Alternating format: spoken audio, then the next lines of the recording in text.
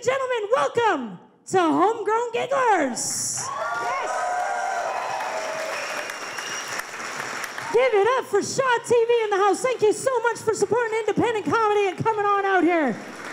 Whiskey Creek for hosting us every Tuesday night. You guys are awesome. Thank you so much. How are you guys doing? Yes. Packed house tonight. Thank you guys so much for coming on out. You guys having a good time? Yeah? Having some drinks, having some eats? Good, good. Anybody do anything cool this weekend? 10-year anniversary. Who's drunk? Yeah. Somebody's right. Yeah, he's 10 years. We're good. Yeah. Well, congratulations, you guys. That's quite the, what's the secret to marriage? You're not going to answer. Okay, fair enough. You know what? I've been married 5 years. I'm coming up on my 5-year anniversary, actually, next week. And I figured it out already, all right? They always say, and it's so key. It's so key. They say never go to bed angry. And this is true. Guys, for those of you who are new couples or looking to get married or whatever, that is the key to marriage right there. Never go to bed angry. So I don't. Now I stay up all night long and plot my revenge. Thank you.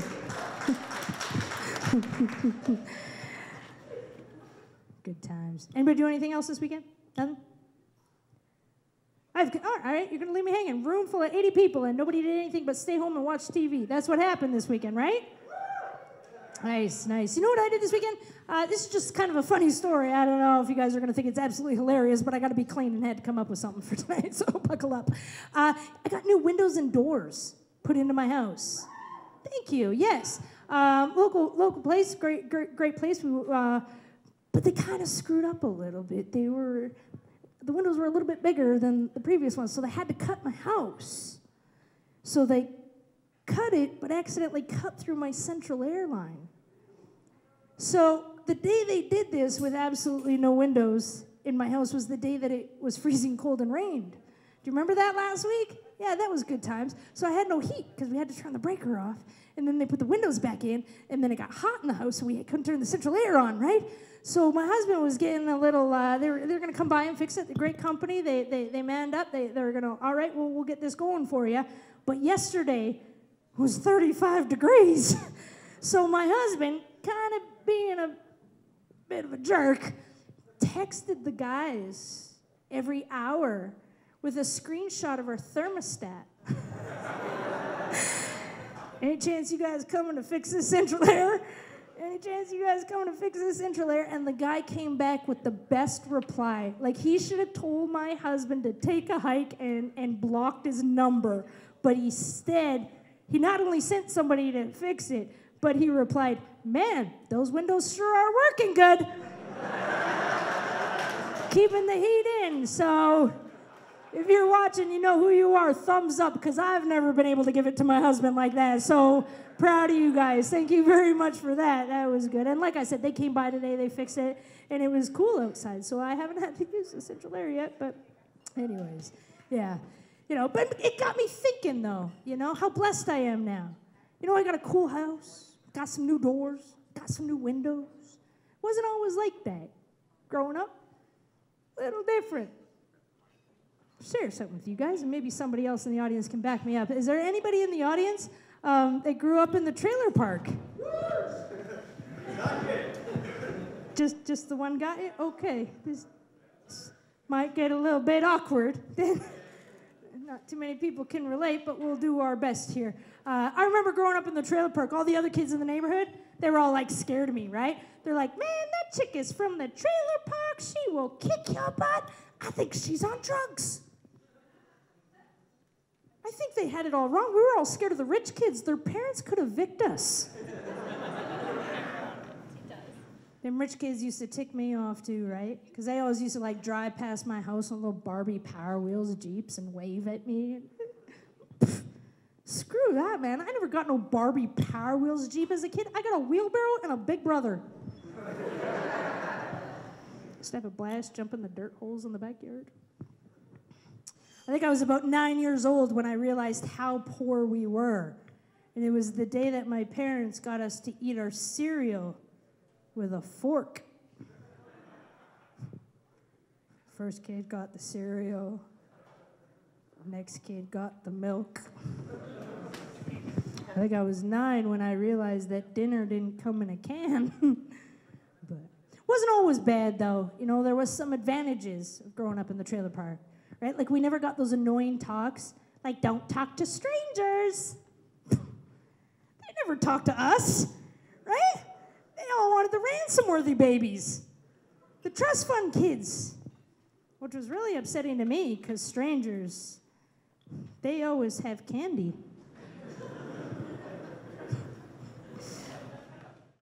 Just when I thought growing up was tough, then I became a teenager, and it became twice as bad, because nobody wanted to date me, right?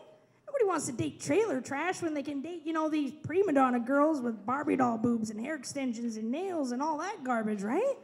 And I couldn't understand this. I couldn't understand why some guy would rather date her than me. I mean, do you have any idea how hard it is to satisfy a rich woman?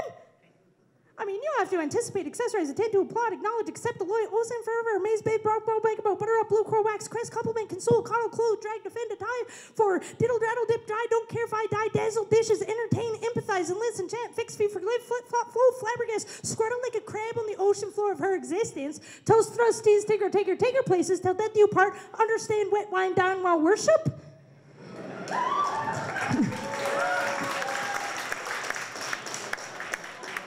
And then you gotta go back and start again. All right, you guys, we're gonna get this show going. Are you guys ready for some stand-up comedy to happen? Yes.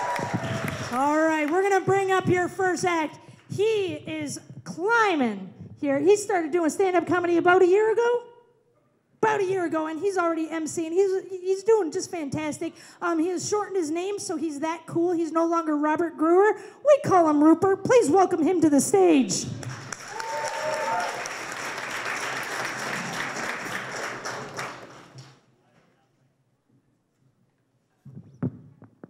Hello, Medicine Hat. Oh, you can do better than that. Lukewarm. We'll give you lukewarm. I want you throughout the night to get better. I just want to let you guys know, I want to come out and I want to let you know that I am a man. I'm a Canadian man, a manly man, and apparently a man who, when confronted with a soaking wet arachnid in the shower, screams like a girl. Now, to be fair, it was not the spider that made me scream. When I noticed the soaking arachnid in the bottom of the shower, I jumped back, and it was my cold ass touching the freezing cold shower that made me scream like a girl. So long story short, I just want you to know that the only reason I'm here tonight is because I had to fight for my life.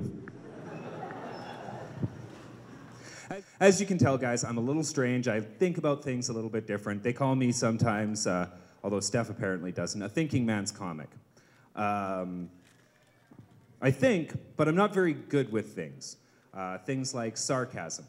I have a friend who asked me, or helps me with things like this, and I asked them to describe to me, well, what's sarcasm? It's like, you don't know what sarcasm is? No, I have no idea how to convey the understanding of a concept with the tone of my own voice. Yeah, he doesn't talk to me anymore either. So a lovely crowd for our show taping tonight. That's great. They're suspiciously moved up to the front, but it's still nice, still good. Ethan, do you have anyone you want to wave hi to? Anyone at all? No? Don't worry, this bit never works very well anyway. You're just the only person that has the right sight lines. I'd rather use Andrea, she's prettier, but...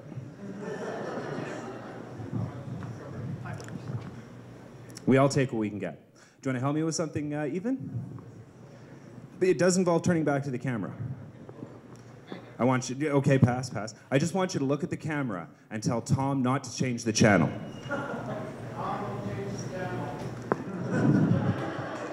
It's not a really funny joke.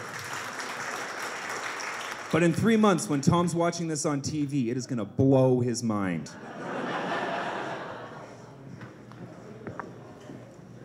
Like I said, they call me the thinking man's comic, so I figured I'd give you a thought to think about. This is one that kind of has ruined all of my dating interactions for the last 3 or 4 years since I learned it. Anybody like genetics? Anybody know anything about genetics? A little bit. I'll break it down for you. You all have these things, genes, and if you have, they have dominant genes and recessive genes.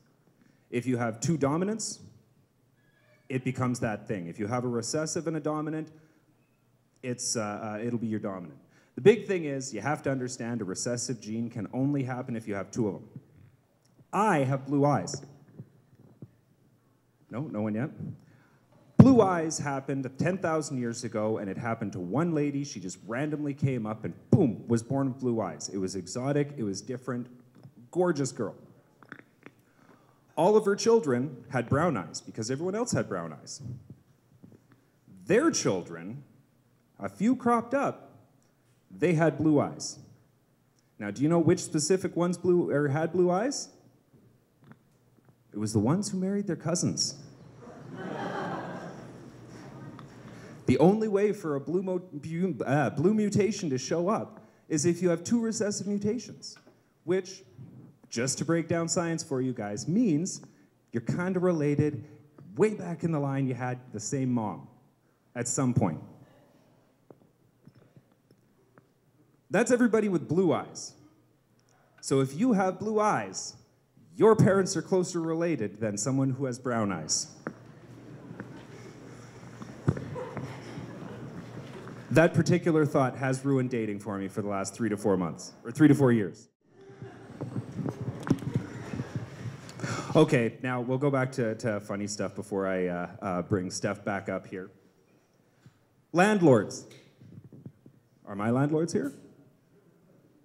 No, good, excellent. We'll go on with this joke. Does anyone have really bad landlords? Like ones that you talk to and not only will they not fix anything, they won't let you fix anything either? Yeah, I know. Bad landlords. I have a type like this, but I found out an interesting and novel solution for it. Remember when you were 20 and you used to throw those big parties and things would get broken? The exact same thing, except just fixed stuff now. Totally true. My landlord came over and we'd been fighting about the cupboard doors. I decided to get drunk one night and fix the cupboard doors. He comes over. Why are these cupboards fixed? I don't know, man. Had a bottle of JD last night. I woke up and they were just like that. I have no idea what happened. We have this fence, terrible fence, paint peeling on it. We keep trying to bother him to get new paint. Like, just buy the paint, we'll do it, be done with. He keeps saying, no, can't afford to do it. So, one night, we had a party. 7 different colors of paint. The entire rainbow, per se. We had 7 people. Everybody got their own can of paint. I now have the gayest backyard in Medicine Hat. But it's done. Thank you very much, Medicine Hat. Give a big hand for Steph.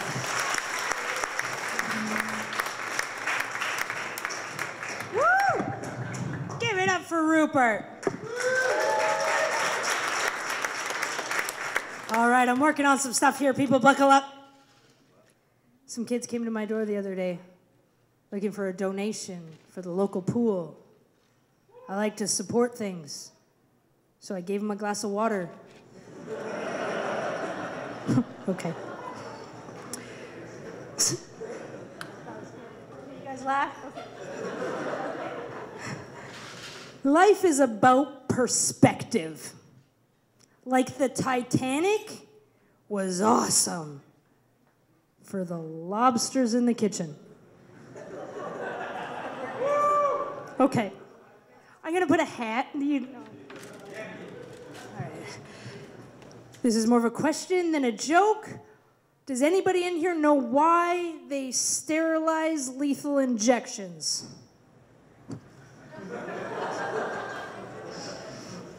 Okay.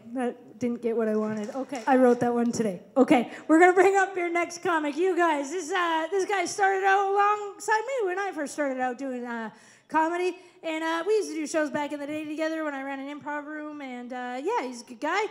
He also has become completely showbiz and changed his name from Dave Craddock to Dave Cradillak. Welcome him to the stage, please.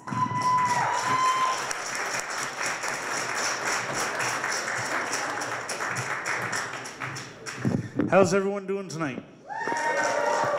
What a beautiful crowd. Went to my eye doctor this morning, and as I was leaving, I walked into a door, a glass door. It's kind of sad because there's two people walking out the other door too. And I'm like, that's gotta suck. And I'm like, yeah, I just seen my eye doctor. They're like, it's time for a new one. I agree, because he said my eyes were good. That's the funny part.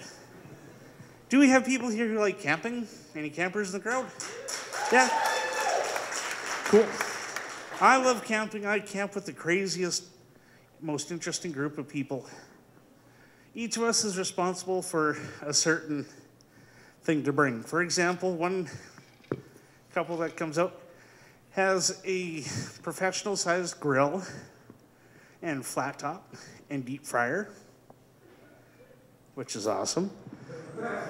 Another family that comes out has a 4-slot slushy machine.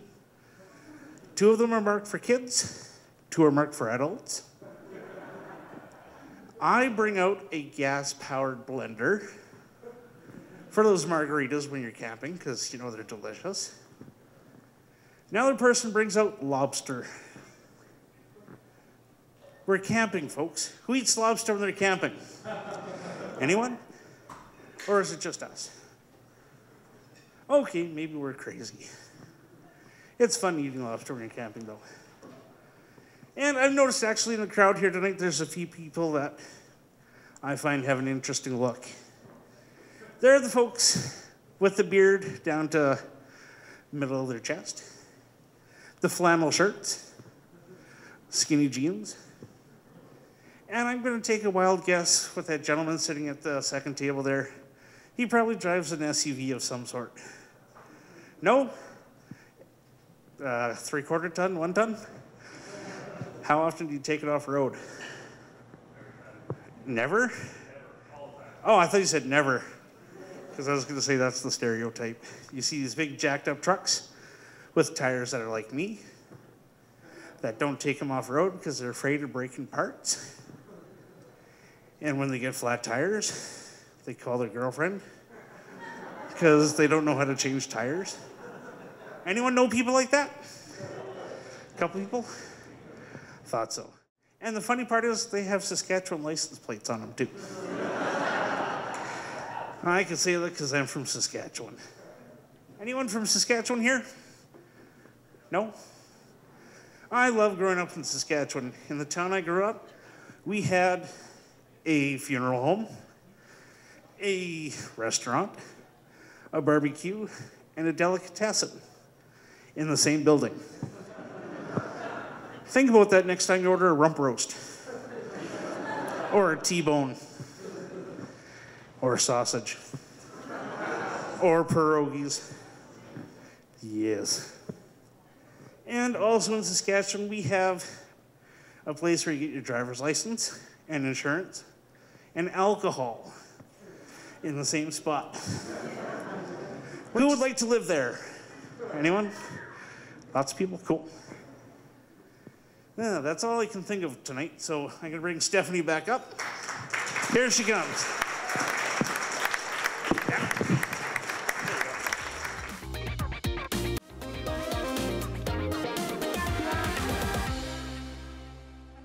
You guys, he also started comedy right here on Mad Hatter Comedy Stage, and he's doing so great. He's one of my favorite one-liner comics. Please welcome to the stage, Kurt Impey.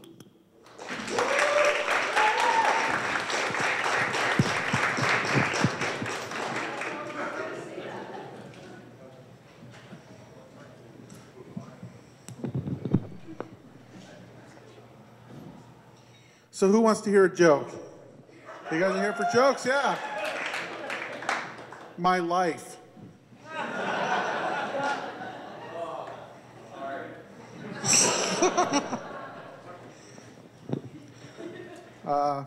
Don't you hate it when your significant other, your spouse or whatever, hides something like a screwdriver or something in a place where you can't find it? It drives me nuts, you know? Like, I got home the other day and I couldn't find any of my furniture at all. That's strange.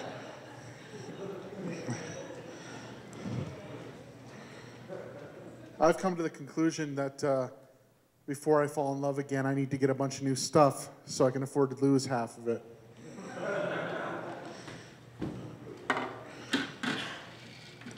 I went to the doctor because I have horribly, incredibly awful, dry, crusty eyes all the time.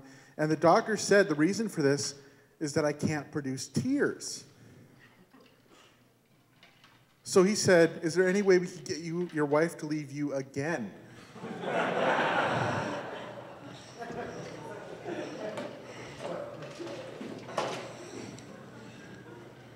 So I do suffer from some depression.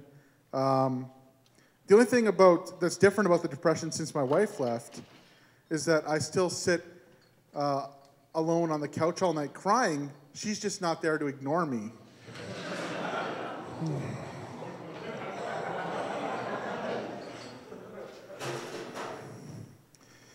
There was a new girl in my life for a little bit, but I don't get to see her anymore. Restraining orders and stuff. But I still pine for her. I pine. And I'm not a tree. I'm not a nut. I'm not a cleaner that ends with the word Saul, but yet I pine. They said this was a crowd that liked pine jokes, and I was like, wow, that doesn't make any sense. But you got to keep going, you know. You got to get up and you got to think today's the day, you know. Like, is today the day that I'm going to be horribly depressed? Yeah, today's the day. Is today the day that I'm going to get rejected and go to bed alone again? Yeah, today's the day. And is today the day I'm going to cry myself to sleep? Yeah, today's the day. So, as I mentioned before, I do suffer from depression. I believe that it runs in the family. You know, like my dad's depressed. His father has depression. His father before him was depressed. I think it's in my genetic makeup, you know. I have blue genes.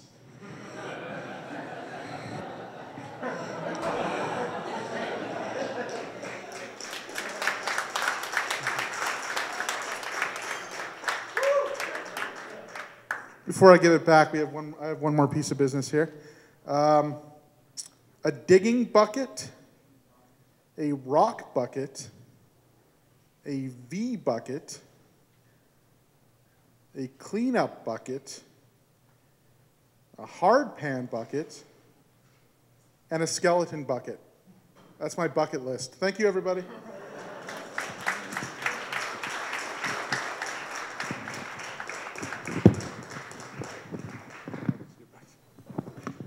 That was just as awkward as your marriage, clearly. That was good. I don't know what just happened here. That was good. Give it up for Kurt and his depression.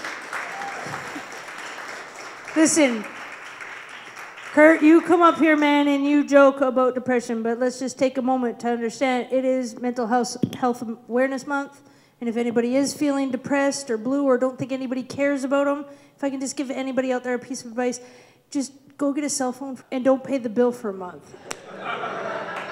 And I promise they will call you every day at 6 o'clock just to see how you're doing. Okay? I got you.